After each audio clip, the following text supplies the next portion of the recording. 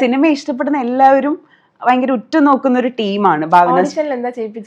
എന്റെ സിനിമ കണ്ടുണ്ടോ ഭാവന സ്റ്റുഡിയോസ്? അല്ല, ഈ പാലത്തു ജാനുവരി അതിനകത്തെ ക്ലൈമാക്സ് സീനുണ്ട്. ഈ പശുവിനെയും കൊണ്ട് മലയിറങ്ങി വരുമ്പോഴത്തേക്കും ഈ ഗർഭിണിയായിട്ടുള്ള ദേവിസേട്ടന്റെ മകള് വന്നിട്ട് ഇത് നോക്കി ഒന്നും സംഭവിച്ചില്ല. ബിക്കോസ് ഈ മകളും അവർ പ്രഗ്നന്റ് ആണല്ലോ. ഈ കുട്ടിയും ഈ പശുവിന്റെ കുട്ടിയും തമ്മിൽ ഇവർക്ക് മാനസികമായിട്ടൊരു കണക്ഷൻ ഉണ്ട്.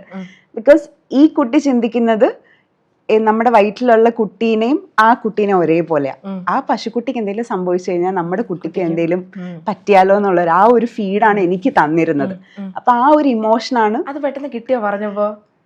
എന്റെ വീട്ടിൽ ഈ പശുവും കാര്യങ്ങളൊക്കെ കുറെ ഉണ്ടായിരുന്നു. ഞാൻ ഭയങ്കര റൂട്ടഡ് ആയിട്ട് വളർന്ന ഒരാളാ.